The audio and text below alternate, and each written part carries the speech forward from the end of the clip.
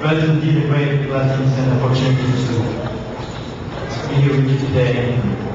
Kung malaking kagala na ako'y makapangaral po sa inyo sa umaga ito sa bulong po ng Santong Espiritu. Amen?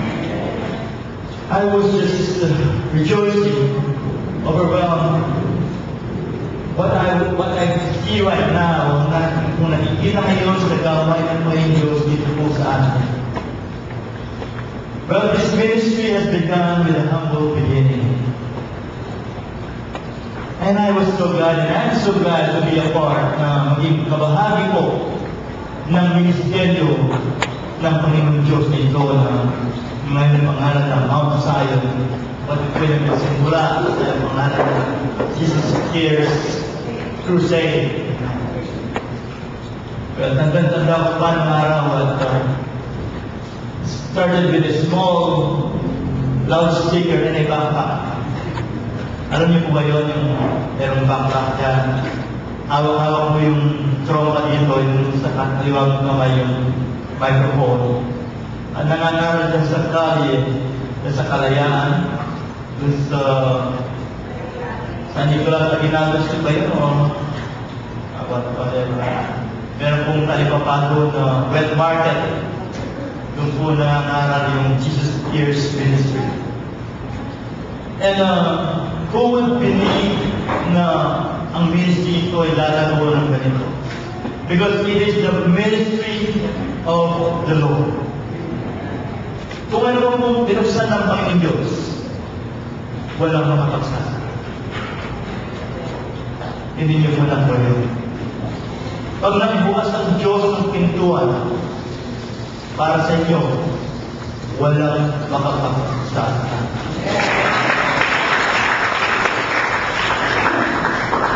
Pag sarado naman ang pinto at pilit mo naman binubuksan, kailanman ay hindi mabuksan. Sabi ng Panginoon Diyos, knock and the door shall be. Pero hindi na po nagnanak niyo ba eh. Tinatadya ka na yung pinto, pinipilit pa yung gusto, pero hindi mo mabuksan. Sapagkat ang Diyos natin ay buhay. At itong araw na ito ay ating pinagsiselebran. We celebrate the risen Lord. Amen? Let me bring you into a scenario like kung tayo pinag-ibig ang birthday party.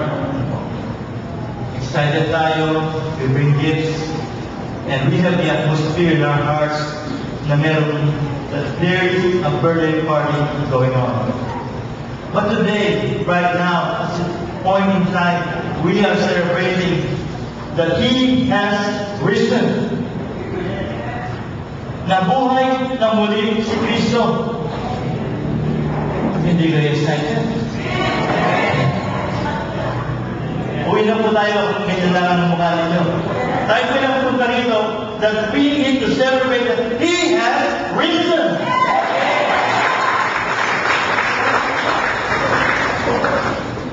Ano po ang kayo ng mga Kristyano ngayon? Kagaya ba ng nakikisingan natin church na, oh, Holy Week, Easter Sunday, pupunta sa church, pagkatapos ito, uwi sa bahay, halo-halo, o manunod dyan ng iba-ibang. To those who are sincere in their faith, they have a close, intimate, untroubled union with the Lord. Today, we fellowship with Him. He's by your side, by the way. Not only by your side, He is in your heart. Come on, show it on your face. No? Hindi po nakikita sa mga mukha niyo eh. Alam po, ang Kristiyano po, sabi ng Biblia, kung hindi mo nagkakamali, kasama natin si Kristo. Ewan ko kayo, sino kaya ang kasama ninyo? Ano bang ibig sabihin ng mga meeting yan? Wala po akong sinasabi, ano po. Pero ang alam ko, sabi ng Bible, pag tayo ay Kristiyano, kasama natin si Kristo at siya po ay nananahan. Kilala niyo po ba kung sino kayo ngayon? O hindi? Yung gumaganon, kilala doon sila ang kanilang sarili. Sino kayo? O you have an identity crisis. Hanggang ngayon, hindi mo pa alam kung sino ka sa harapan ng Diyos. Well, sa harapan ng Diyos ngayon, ang sabi ng Biblia, we have been raised together with Christ and now seated at the Father's right hand. Colossians chapter 3, verse 1. Tayo kasama na ni Kristo na nabuhay na muli sa kanangitan po sa trono ng Diyos. Are you with me, friends? Amen. Ang tunay na Kristiyano, kung alam niya ang kanyang sarili. Christians nowadays, they exist in two worlds. Paano yan kasama? We exist in the physical realm as well as in the spiritual realm. Tayo ay nabubuhay sa mundo nito bilang flesh, ng katawang lupang ito. At the same time, as Christians, we exist in the spiritual realm. Kaya tayo na nakapag-communicate sa ating Panginoon Diyos. Wala akong nag-aaral siguro sa akin. If we are just physical Christians, wala po na yung pagkakaiba sa isang tao religyoso. Pero yung Kristiyano po, hindi lang physical ang kanyang pinapansin, more so yung kanyang spiritual relationship sa Panginoon. Amen? Today, Christ is here. Nasa inyong mga puso at nasa ating puso. Amen? When we are aware of these things that we exist in both worlds, we could easily discern ang kagustuhan ng Panginoon Diyos. If we have an active communion relationship with God, palagi mo na siyang pinapansin na umusap po ang Diyos sa kanyang katawan. Namusap po ba ang Diyos sa inyo? Sino po nagsabi ng Biblia? That God is ministering to His church. Ang sabi mo ng John 8:44, sige niyo lang sa bahay mamaya. Ang hindi nakikinig sa salita ng Diyos ay anak lang. John. Pero bilang isang Kristiyano, kailangan palaging active ang ating communication sa Panginoon Diyos. Are you with me? Give God the glory. Amen. Thank you.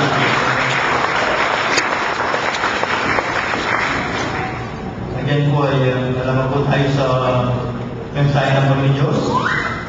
Siguro po tayo ng mga alas 6 ngayon. Tama-tama po sa sa concert. Amen. Praise God.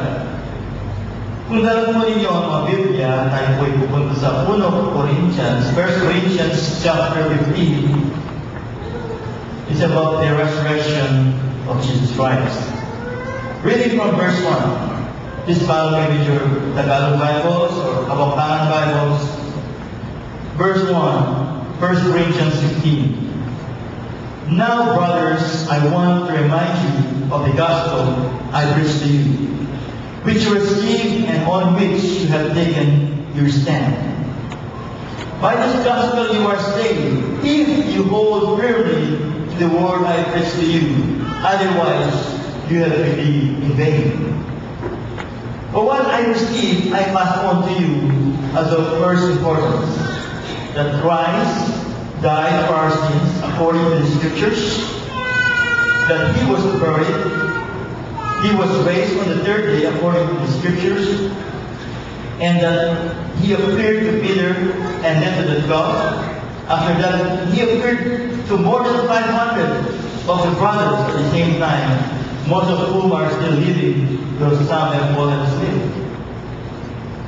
Then He appeared to James, then to all the apostles, and last of all, He appeared to me also as to one abnormally born. 9. For I believe the apostles and will even deserve to be called an apostle, because I persecuted the church of God. But by the grace of God, I am what I am, and His grace to me was not without effect. No, I worked harder than all of them, yet not I, but the grace of God that was with me. Whether then it was I or they, this is what we preach. This is what you believe. But if it's preached that Christ has been raised from the dead, how can some of you say that there is no resurrection of the dead? If there is no resurrection of the dead, then that even Christ has been raised. And if Christ has not been raised, our preaching is useless, so is your faith.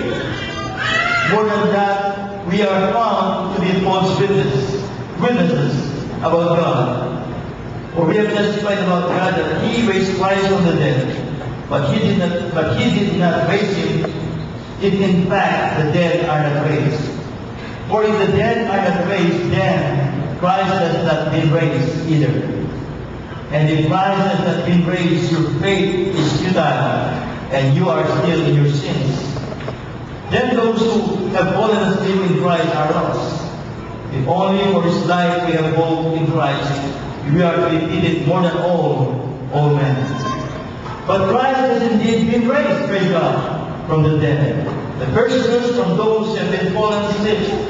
For since death comes through a man, the resurrection of the dead comes also through a man. For as in Adam all die, so in Christ all will be made alive. But each in his own turn, Christ the first fruits, then when He comes, those who belong to Him, then the end will come, when He hands over the kingdom to God the Father, after He has destroyed all dominion, authority, and power. For He must reign until He has put all His enemies under His feet. Praise God. Then we jump to 42. So it will be on the resurrection of the dead. I'm sorry. I messed up with my brother.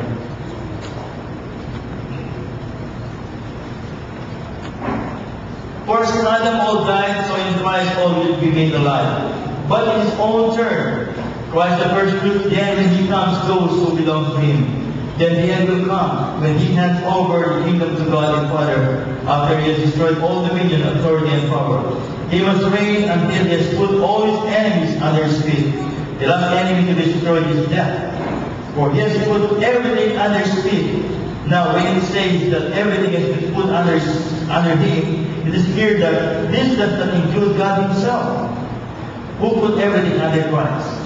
When He's done this, then the Son of God Himself will be made subject to Him, who put everything under Him, so that God may be all in all. 29. Now if there is no resurrection, what will those who are baptized for the dead? If the dead are not raised at all, why are people baptized for them?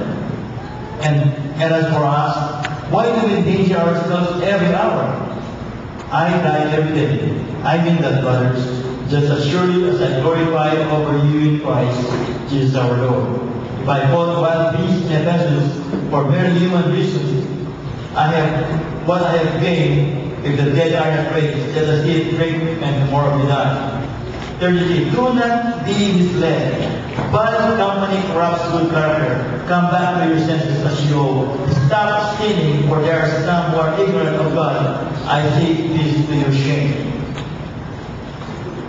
Okay. Let me pause over there. Father, bless your holy words today. So the message of the scriptures today, St. Paul is reminding us about death and resurrection. The message of the book of Acts is about Christ has risen. He is alive. Is Christ alive in you? Is Christ alive? Amen. If Christ is not alive, we are not here today. I believe that the question is settled here right now. We all believe that Christ has risen from the grave. Let me say a resounding amen.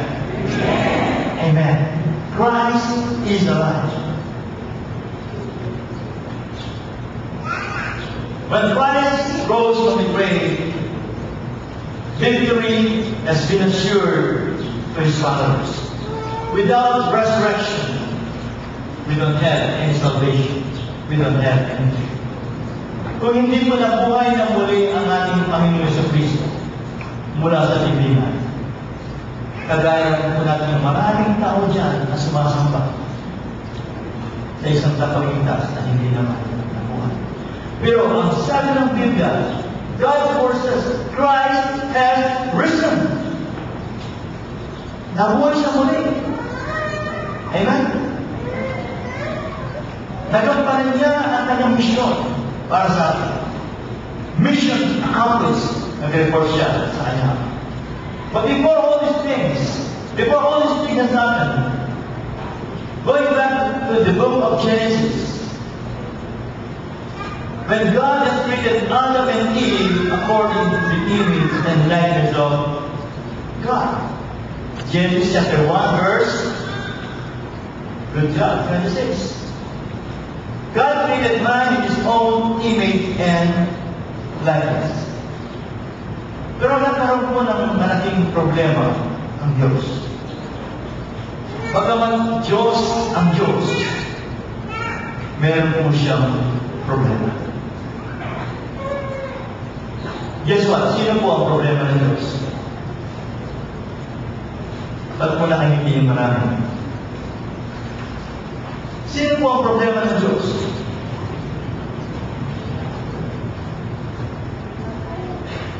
Ba't hindi ko masabi? Sino po ang problema ng Diyos?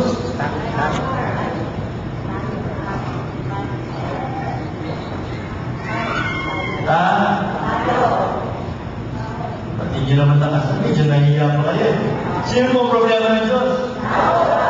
Tao! Tayo! Amen? Bagamat siya ay Diyos, meron po siyang problema. At hanggang ngayon, meron pa rin siyang problema. Amen? Even sa bawat church, na tinatawag ng church na sumasama sa Panginoon Diyos, meron pa rin problema ang Diyos. Salamat sa iyo na yan, malakasan yung loob. In a typical church just like this one, let not go to somewhere else. Even in this church, God has a problem.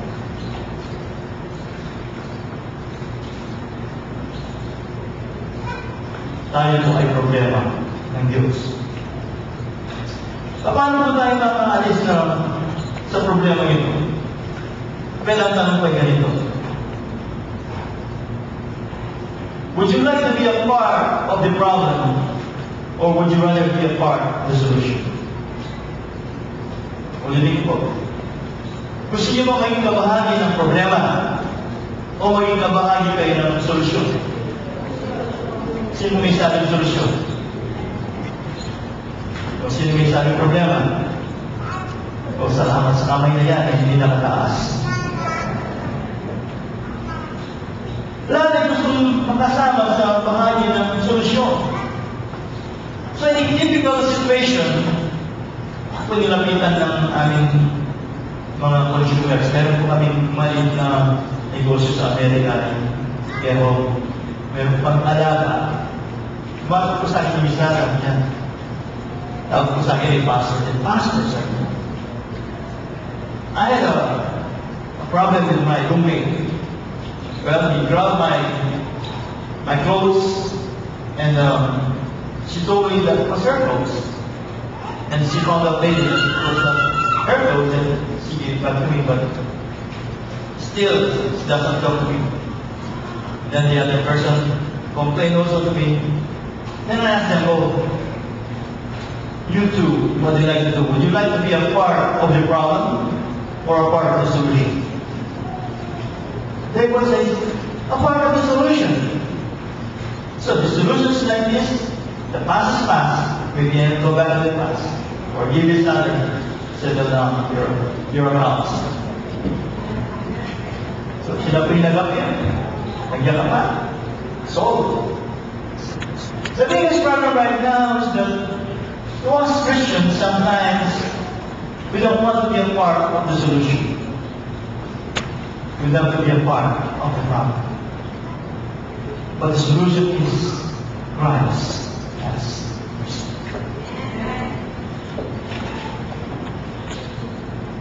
If we put our faith on the first Adam, which is a part of the problem, but the second Adam, who was raised from the grave, he was a part, he became the solution.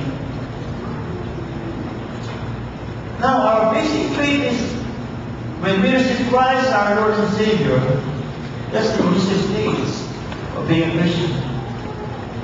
Now we identify ourselves to be one with Him. Na pinapatutok po natin na tayo ay kaisa ni Kristo. Kayo ba'y kaisa ni Kristo? Amen. The world is looking right now for the true Christians. The world is fed up of religion, of calisthenics, showmanship. Mas magaling kami mag-worship sa church na yan. Mas magaling kami tumalon. Kaya nakita yung tarong yung pinapalapak ko kayo, ano ba yan? Well, it's about competition.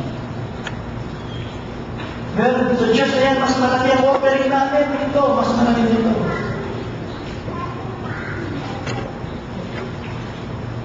Mas maraming miyembro dito kaysa dyan. Well, are we being a part of the solution or are we being a part of the problem? Kung ang ating attitude ay ganun pa rin.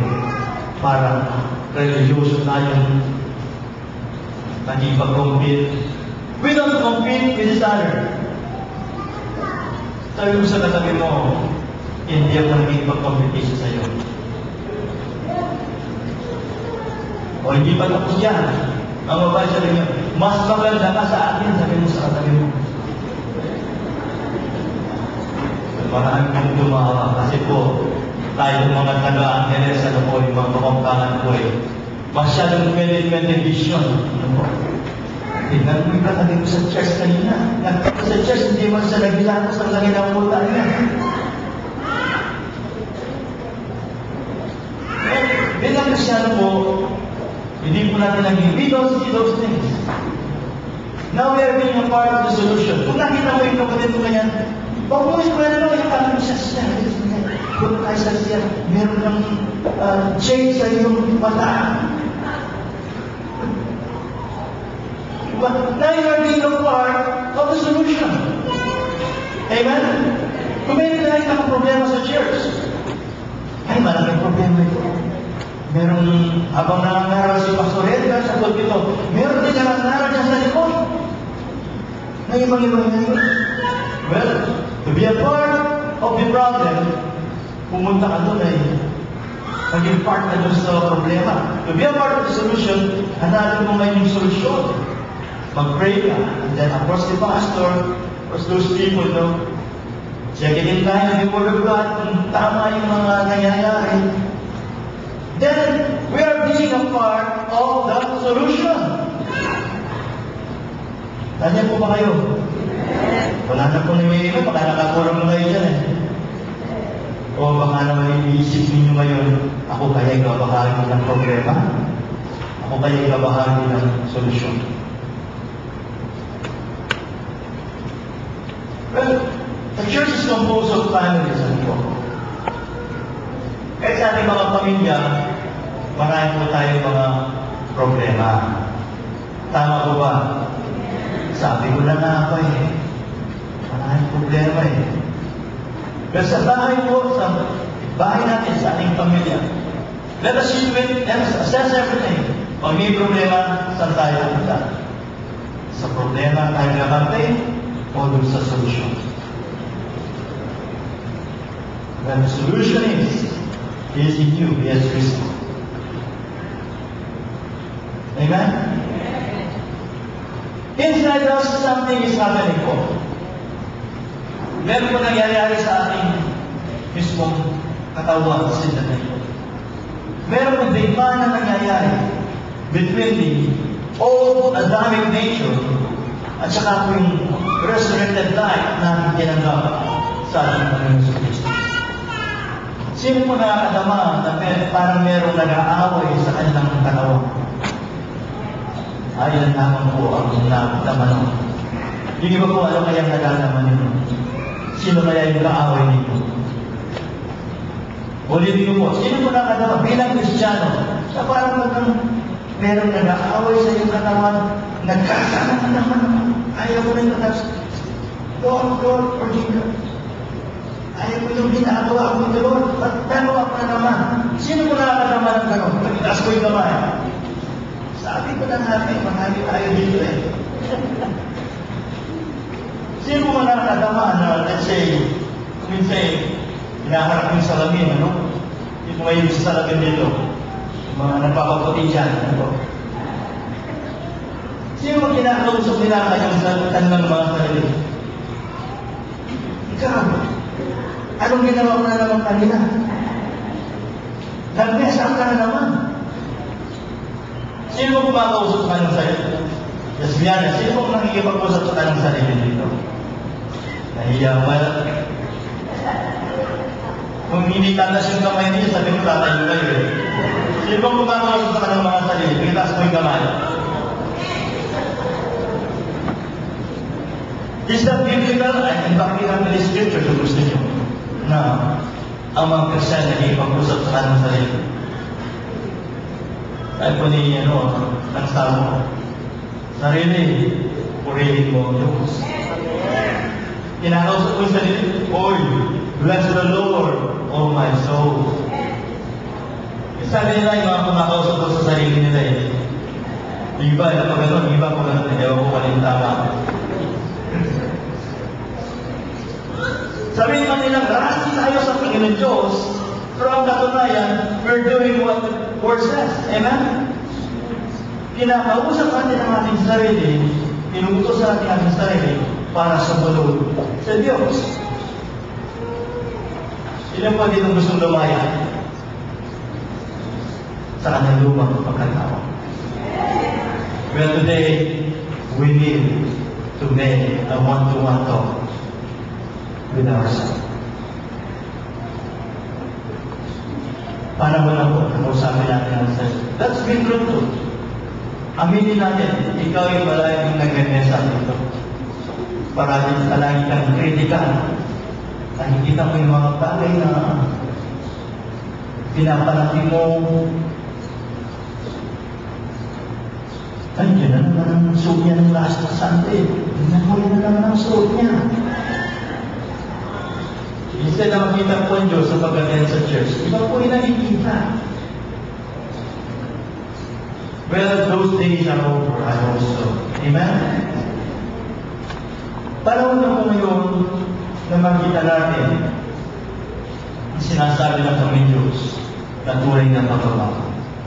Ang church po ay dumaan sa panahon puro pagsisisi, puro repentance. May panahon na para alisin na ang kasalanan sa ating mismong pagkatao.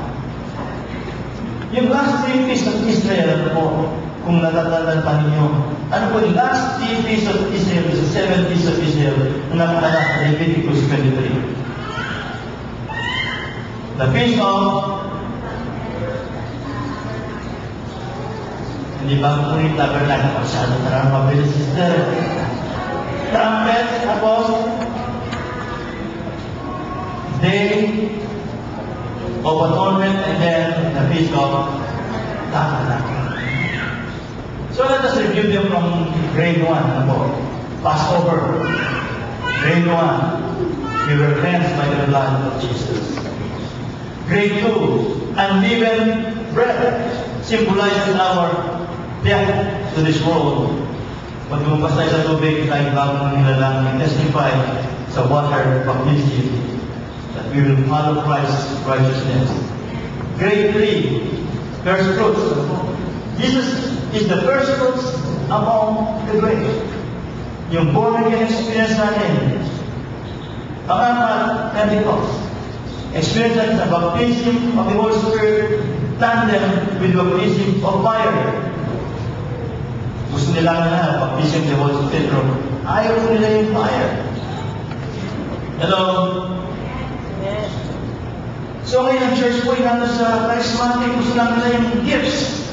Pero yung second part ng baptism sa Pentecost is fire, which symbolizes the power of God and purification. Pag sinusunod na ni Lord, yung susunod sa awan natin yung lumang pagkatao, sabi ng Kristiyan, gusto ko bumalik ng grade 1. Kasi nung bago akong born again, hindi ako napapato. Kaya rin yung dito. Bible study dyan. Goosebumps. Ay, andyan ang kami Diyos. Ang lalagyan naman ng goosebumps ko. Kung gusto niya yung experience lang, physical experience. Tapos na po tayo. Pero ang church ay nanatiling sa grade 4 hanggang sa Pentecost lang siya hanggang sa Feast of the Holy Spirit.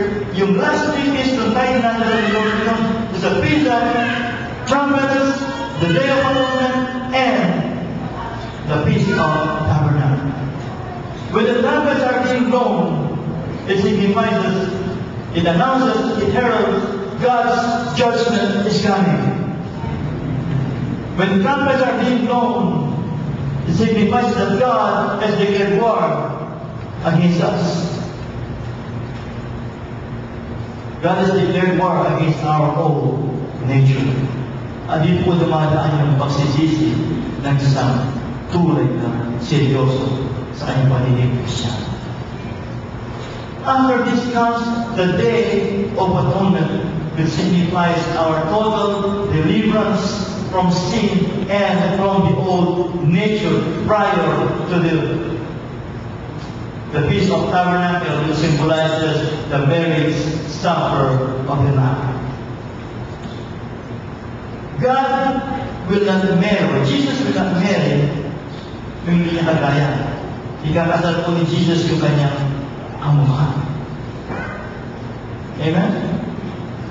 Marami po dito gusto maging puti. Ay, gusto maging kamukha yung artista nyo. Marami ang gumagaya sa Gretchen Barreto. Gusto nila maging kamukha siya. Well, it's the Pilipinas ngayon.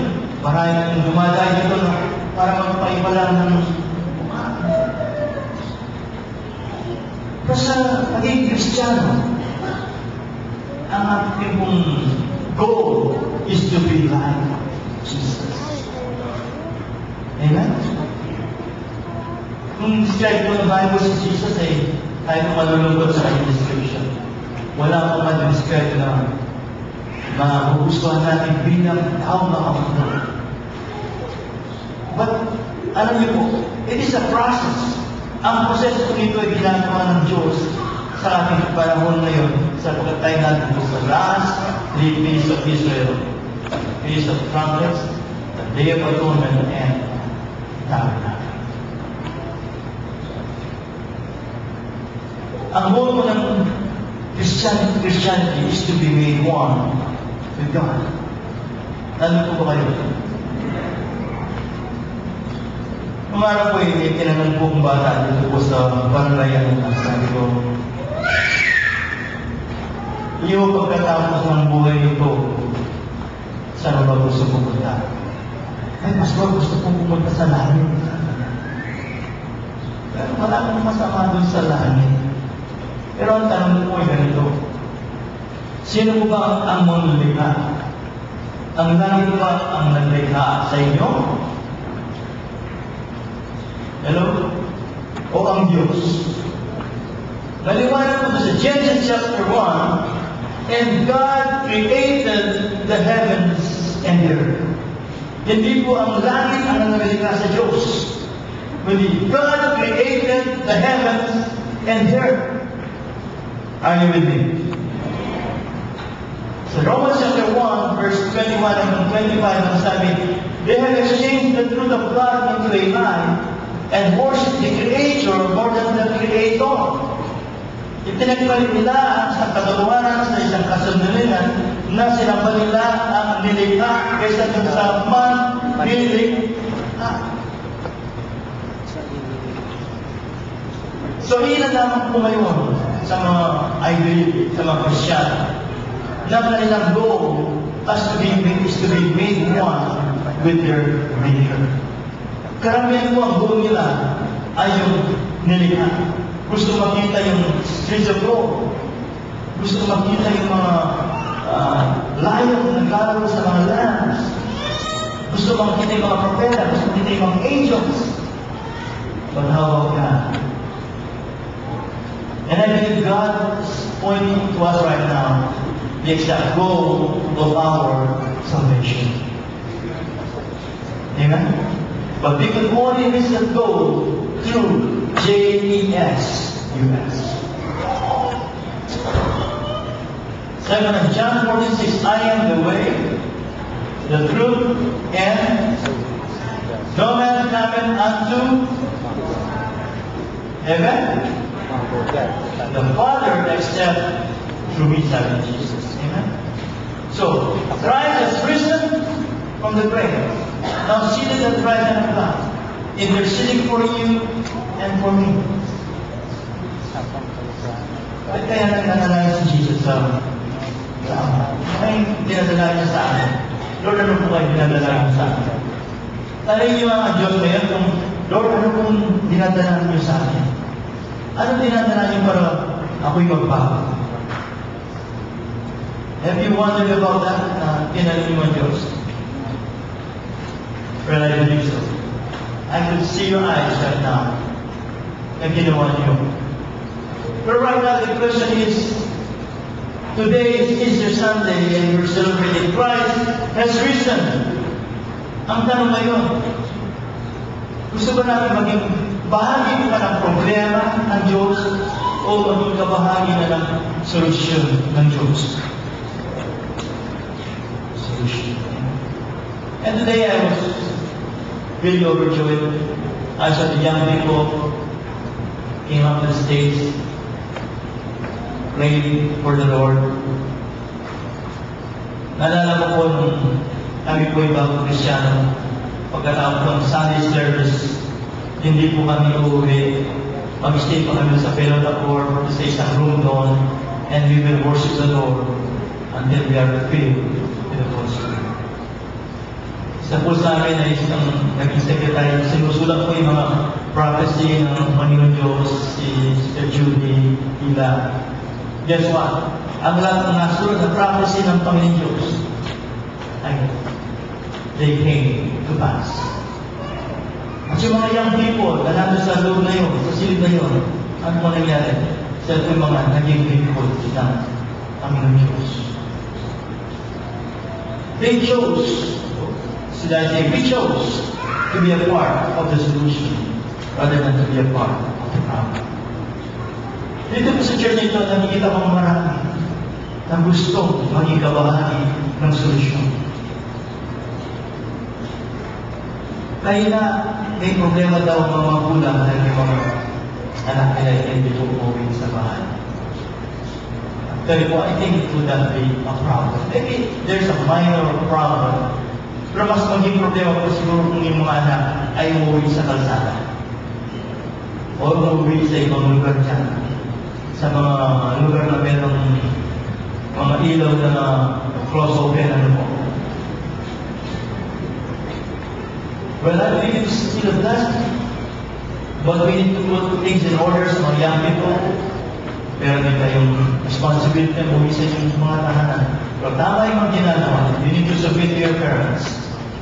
Pero kung nangyayari ngayon sa church na aking kong nadadama, if I am hearing right and seeing right in the Lord is doing something great in our church. I heard a lot of good news na nakita po yung mga pictures na pinadala ninyo ng mga pangitay ng mga heavenly beings and angels. And we know when angel comes to a certain place, God has a special message upon that place. And they bring God's message and God's presence. Are you with me? Ang tanong ngayon, tanongin natin ang Diyos, Lord, ano pong gusto mong gawin mo para sa iyo? O Lord, meron ba pinapakita sa akin na kasalanan na dapat kong isuko na sa iyo? For the longest time, Lord, parang tambutso ang aking bibig. For the longest time, Lord, ang dami kong nasasabi mga pananalita na hindi nagbibigay ng kapurihan sa iyo.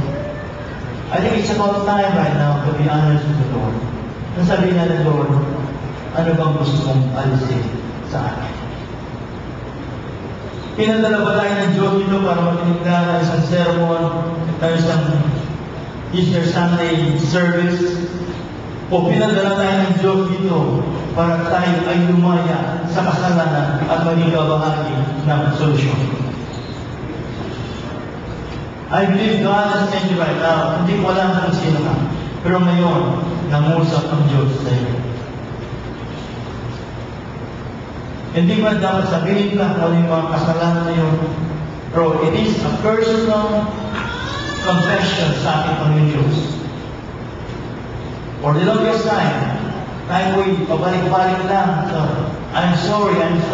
Parang silang plaka na lang. I think it's about time na isuko na, Lord, ayaw ko na ang kasalanan. Are we reminded in panalangin na binigay ng example sa atin ng Panginoon Diyos? Our Father, who art in heaven, hallowed be your name. Thy kingdom come. Thy will be done, or your will be done on earth as it is in heaven. Give us this day our daily bread. Pagkain mo sa inyo. No? It's more spiritual food. Give us spiritual food every day. Give us our daily bread. And forgive us our sins as we forgive those who pagkalakas nato who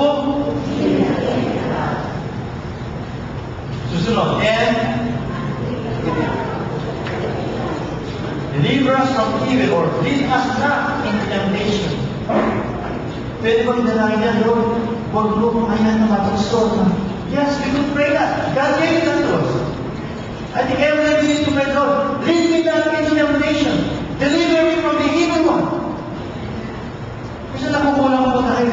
God has given us the pattern of prayer already. Lord, ba't mo kung ayan na matusok? Hindi pa yan. Sino mo nag-lead sa kay Yesu Cristo sa 40 days of fasting sa wilderness? Sino pong nag-lead sa Kanya? It is the Holy Spirit of God. So, we could pray, Lord, huwag mo kaya na matusok. Lead not into temptation. But deliver me, God. Palayain mo ko sa kasalanan mo. Amen? The trumpets are blowing. I don't know. Pero alam ko, pag nag-blow ang trumpets ng Panginoon Diyos, sinashake ng Panginoon Diyos ang bawat Kristiyano. You might be having the hand of God right now. I don't know. You could feel the shaking of the Lord. It's not the same anymore.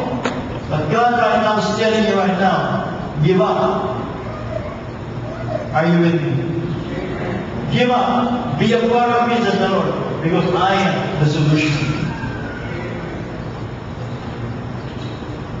Huwag mo ayan na lalagpas sa araw ito. Huwag kang lalabas sa building na ito na hindi mo isinuko sa Panginoon Diyos ang lahat-lahat sa buhay mo.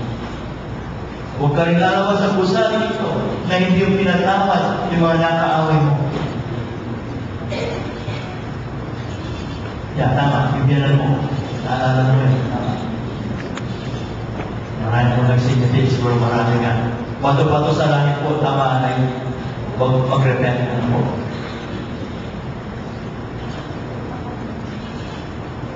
But today, the message of the Lord is just so simple. Christ is God.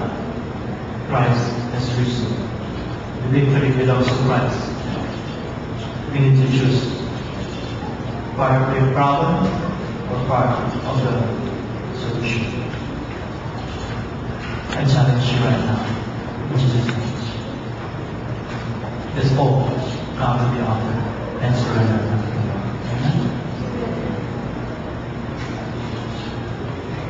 Shall we rise, please?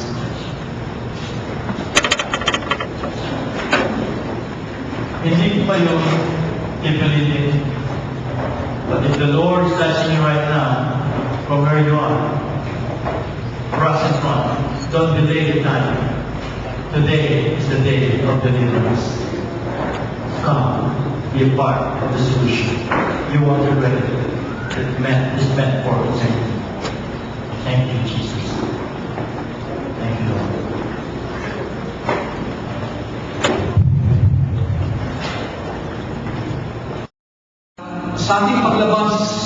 Santo, panibagong buhay, panibagong karamdaman ng kapangyarihan ng Diyos na muling bumuhay sa Kanya, ng ating Panginoon Kristo ang mananahan at may ganda sa ating mga buhay.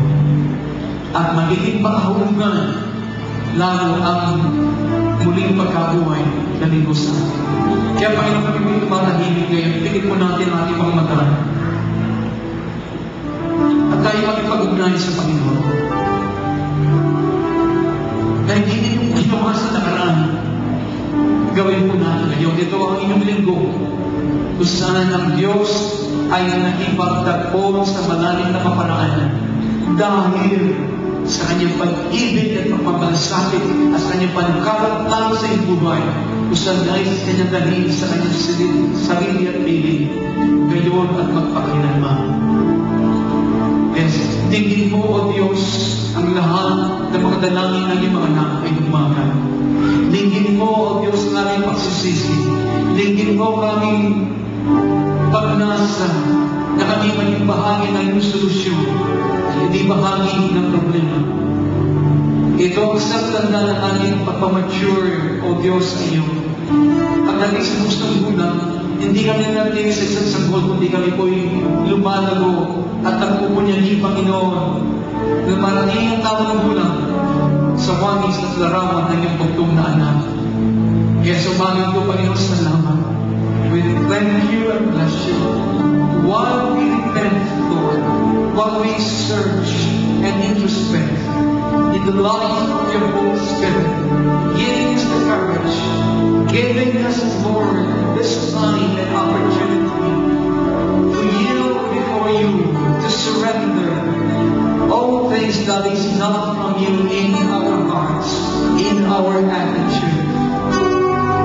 So please come, dwell in us right now, in your thoughts. Sige po, magkipag-ugnay kayo sa Panginoon. It's Daniel. This is your day. The day of the Lord in your heart. Hallelujah. Sabihin po natin sa Kanya. In your own way, sabihin natin, if God is dealing with you, God wants you to forgive. God wants to release and relinquish the things that we harbor that is pulling us down. Ito ang humihilang pababa sa atin na people that rise up in the Lord. Whatever it is, give it to the Lord. Okay? Yun lang po inihiling ng Panginoon. He's just waiting for you to say that, Panginoon, hindi mo na po kanya. This is, I want your own way. Lalagay ko sa sitwasyon na ito. But Lord, give me the solution. Then, doon na papasimula. And then watch the Lord. Watch Him. And pray. And then He will, tignan niyo po, orchestrate things in your life. Siya po magmamaneho, maglalagigate ng inyong buhay. Kung saan po, yung inyong panalangin na yan, umiingay ang prioridad, sitwasyon kung saan, lalo ay maraming panahon sa Diyos. Ngayon, nasa sitwasyon kayo na kulang ang lahat. God will give you the ways. Just ask Him right now. Hallelujah! Thank you, Jesus. Let's worship Him. Hallelujah! Okay, while we're singing this song, sing it. Sing to the Lord right now. He is there. And ayaw po ng Panginoon ang balis kayo kung paano kayo nabaling sa kusal dito, sa kanyang tahanan. He wants you, pag-lisa sa tao ito, you have gained more life, that resurrection life. Hinamumupa ang mas maraming karagdagan ng buhay ng Panginoon sa pag-lisa mo sa tao ito. Nagkaroon ka ng kaligtasan sa maraming bagay ng matalik at kasama na akala na kabihan. Pag-lisa mo sa tao ito, karamdaman mo yung pinagaling ng Panginoon. Pag-lisa mo sa tao ito, ano mga problema natin, mga financial na mga sitwasyon natin, commit that to the Lord. Okay? God will make a breakthrough in His life, in your life. Just follow Him all the way. Follow Him as He leads you. Follow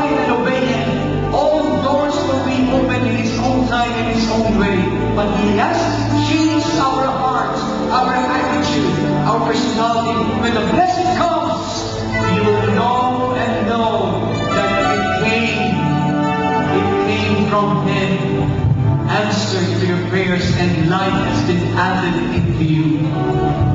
Hallelujah! Worshiping God says, He has forgiven us by the blood of Jesus as we have repented right now. He has repented before you and now washes the blood of Jesus. Basta mo kami magnoon sa pamagitan ng dugo na yung pagkakala. We are cleansed and forgiven. Hallelujah! And that open doors to the other people. Doors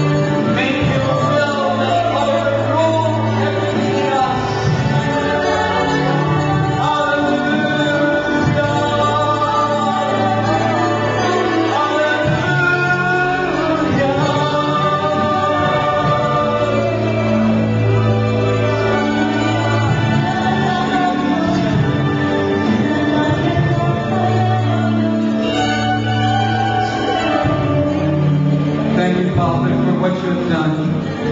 Salamat sa ginawa sa aming Vietnam. And I believe, Lord, in our hearts and our spirit, Lord God, right now you have touched us. You have filled us. Pero just playing na buhay na muling bumuhay sa iyo. We receive that by faith, Lord. Even right now, Lord, our life will never be the same. You have changed our perspective. Even right now, we will walk in newness of life, Lord, from this day onward. Father, let not the enemy or even ourselves will steal, Lord, na nakawin, Panginoon, ang ginawa ngayon sa bagay ito sa aming mga buhay. Panginoon, sa bagay ito, babawin namin ang mga desisyon namin ginawa, ang ginawa sa aming mga buhay, kalooban ng aming pagkatawa ngayong umaga. Panginoon, inalis mo ang katigaman. Inalis mo, Panginoon, ang balakid. Nag-ahadlang, Panginoon, sa iyo at sa akin. Inalis mo ang lahat ng mga bagay na hindi mula sa iyo. Inalis mo, Panginoon, ang pagiging mga sarili namin. Ngayong bagay mo, Panginoon, bibis na kami sa lahat ito. May panibagong buhay. Karagdagan ng buhay kung saan din patuloy namin aalagaan, patuloy namin, Panginoon, papantayan. Sapagat ang buhay na yan na muling bumuhay sa iyo, Panginoon, ang siya magtataguin sa amin hanggang ikaw ay aming makiharap. We will see you face to face and you will be all in all. Thank you, Lord, for your servant, Pastor Gary Cruz. Continue to use him, Lord, in Sacramento and in his congregation. Thank you for his life. Bless his family and his business as well. At pagpalain ng Panginoon ang bawat pamilya at bawat individual na ikinalibilangan sa umaga nito. At sa inyo po ang lahat ng kapulihan at kalwalhatihan.